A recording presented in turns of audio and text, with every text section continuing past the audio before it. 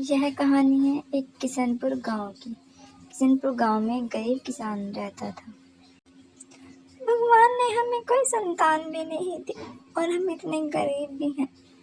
मैं चाहती हूँ मुझे अब एक बेटा मिल जाए।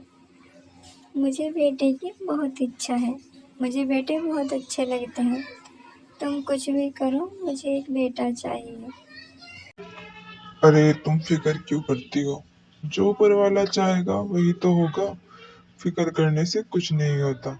सबके दिन अच्छे आते हैं, हमारे भी अच्छे आएंगे। वो बात तो ठीक है, लेकिन मुझे अकेले रहते हुए घर में बहुत दिक्कत होती है। अब मेरा घर में मन नहीं लगता। ना जाने मैं कहाँ जाऊँ। मेरा वक्त भी नहीं कटता। अब तुम ही बताओ मैं क्या करूँ। अरे हाँ हाँ सीमा, तुम फिक्र क्यों करती हो? अब हम शहर चलेंगे, हम जाकर शहर में रहेंगे। शहर में तुम्हारा खूब मन लगेगा। इतना कहकर रामू वहाँ से चला जाता है। रूपा बहुत ही टेंशन में होती है। रूपा भी अपने काम के लिए अपनी मालकिन के यहाँ चली जाती है। रूपा भी अपना टाइम पास करने के लिए अपनी मालकिन के यहाँ झाड़ू पोछा करती है। मालकिन, आजकल मेरी तबीयत बहुत ज़्यादा ख़राब है। मुझसे ज़्यादा तो कुछ होगा नहीं, इसलिए मैं झाड़ू पोछा करके जल्दी ही चली जाऊंगी। सीमा, तुम्हें क्या हुआ है? तुम तो कई दिनों के बाद काम करने आई हो और तुम फिक्र क्यों करती हो? मैंने तुम्हें कहा था ना, कुछ भी दिक्कत हो तो मुझे बता देना। मैं तुम्हारी ज़रूर मदद करूंगी। कुछ पैसों की ज़रूरत हो तो बताओ मुझे, मैं तुम्हें कुछ पैसे दे देती हूँ। और दवाई ले आओ। और काम पर आने की कोई बात नहीं है। जब तुम्हारा मन हो तब आ जाना। बड़े दिन हो गए, मेरी तबीयत खराब हो गई है, इसलिए मुझसे आया नहीं जाता। मैं जल्दी काम करती हूँ, फिर मैं अपने घर चली जाऊंगी। इतना कहकर सीमा काम करने के लिए चली जाती है। सीमा काम करने में बड़ी ही अच्छी और ईमानदार होती है। वैसे तो रूपा काम करने में बहुत ही अच्छी थी, लेकिन जब से रूपा को बच्चे की फिक्र हुई, तब से रूपा बदली बदली हो गई थी। ना किसी के साथ बोलती थी और ना ही कहीं जाती थी, बस अपने घर में ही पड़ी रहती थी। रूपा इस बात में बहुत ही ज़्यादा परेशान थी। रूपा जल्दी जल्दी मालकिन का काम करती। काम करने के बाद वह जल्दी अपने घर चली जाती थी। तभी वहाँ रूपा की मालकिन आ जाती है और रूपा से बोलती है, रूपा, तुम्हारी तबीयत बहुत ही खराब लगती है। तुम एक काम करो, तुम छुट्टी कर लो। झाड़ू पोछा तो तुमने कर ही लिया है। ठीक है मालकिन, मैं चली जाती हूँ। मैं जाकर आराम कर लूँगी। वैसे भी मैंने सारा काम कर ही दिया है। इतना कहकर सीमा वहाँ से चल देती है। सीमा बस अपनी फिक्र में ही रहती है। सीमा को इस बात का बड़ा ही दुख था कि उसकी एक भी संतान नहीं थी। सीमा अपने घर आ जाती है। सीमा ना कुछ खाती ना पीती, बस अपने घर में चुपचाप पड़ी रहती थी। सीमा गरीब के साथ साथ दुखी भी बहुत ज़्यादा थी। सीमा अपने घर आ जाती है और कुछ देर के लिए सो जाती है। तभी वहाँ पर रामू आ जाता है और रूपा से बोलता है, रूपा, रूपा, रूपा उठो जरा। मैं तुम्हारे लिए एक खुशखबरी लाया हूँ। यहाँ आओ मेरे पास। रूपा, रूपा, तुम इतनी टेंशन क्यों लेती हो? आजकल तुमने खाना पीना भी बिल्कुल बंद कर दिया है। तुम कुछ खाती भी नहीं हो। अब मेरा इस घर में मन नहीं लगता। मैं अपने मायके जाना चाहती हूँ। मैं अपने मायके चले जाऊंगी। मुझे लगता है अब मैं कभी मुझे भगवान संतान नहीं देगा। रूपा, तुम मेरे साथ चलो। आज मैं तुम्हें एक जगह लेकर चलता हूँ। वो बाबा तुम्हें कुछ पढ़कर देंगे, जिससे हमारी भी संतान होगी। तुम बिल्कुल भी फिक्र मत करो। आज मैं तुम्हें वहां लेकर जाऊंगा। तभी रामू और सीमा घर से जंगल की तरफ चले जाते हैं। जंगल में एक बहुत ही बड़ा तांत्रिक रहता था। तांत्रिक बहुत ही पुराना था। जो तांत्रिक से कहते थे, तांत्रिक उसका जादू करके वही चीज वहां पर प्रवेश कर देता था। रामू और सीमा तांत्रिक के पास जाते हैं और अपनी समस्या बताते हैं। तांत्रिक जादू टोने करने में बहुत ही ज्यादा तेज था। तभी रामू तांत्रिक से बोलता है। बाबा, मेरी समस्या का हल करो। मैं बहुत ही परेशान हूँ और बहुत ही गरीब हूँ।